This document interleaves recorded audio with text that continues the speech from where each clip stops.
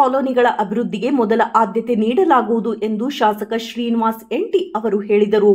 ಪಟ್ಟಣದ ಬಿಆರ್ ಅಂಬೇಡ್ಕರ್ ಕಾಲೋನಿಯಲ್ಲಿ ಕಲ್ಯಾಣ ಕರ್ನಾಟಕ ಪ್ರದೇಶ ಅಭಿವೃದ್ಧಿ ಮಂಡಳಿಯಿಂದ 3 ಕೋಟಿ ವೆಚ್ಚದ ಸಿಸಿ ರಸ್ತೆ ನಿರ್ಮಾಣಕ್ಕೆ ಸೋಮವಾರ ಚಾಲನೆಯನ್ನ ನೀಡಿ ಮಾತನಾಡಿದರು.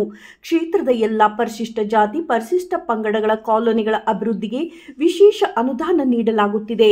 ಶೈಕ್ಷಣಿಕ ಕ್ಷೇತ್ರಕ್ಕೂ ಹೆಚ್ಚು ಒತ್ತು ನೀಡಲಾಗಿದ್ದು, ವಿದ್ಯಾರ್ಥಿಗಳ ಹಿತದೃಷ್ಟಿಯಿಂದ ವಸತಿ ನಿಲಯಗಳಲ್ಲಿ ಹೆಚ್ಚುವರಿ ಕೊಠಡಿಗಳ ನಿರ್ಮಾಣ ಮಾಡಲಾಗುತ್ತದೆ ಎಂದು ತಿಳಿಸಿದರು. ಬಳಿಕ ಪಟ್ಟಣದ ಹೊಸಪೇಟೆ ರಸ್ತೆಯಲ್ಲಿ ಇರುವ ಸಮಾಜ ಕಲ್ಯಾಣ ಇಲಾಖೆಯ ಪೂರ್ವ ಬಾಲಕಿಯರ ವಿದ್ಯಾರ್ಥಿ ನಿಲಯದಲ್ಲಿ 2 ಕೋಟಿ ಅನುದಾನದಲ್ಲಿ ಹೆಚ್ಚುವರಿ ಕೊಠಡಿಗಳ ನಿರ್ಮಾಣಕ್ಕೆ ಚಾಲನೆಯನ್ನ ನೀಡಿದರು.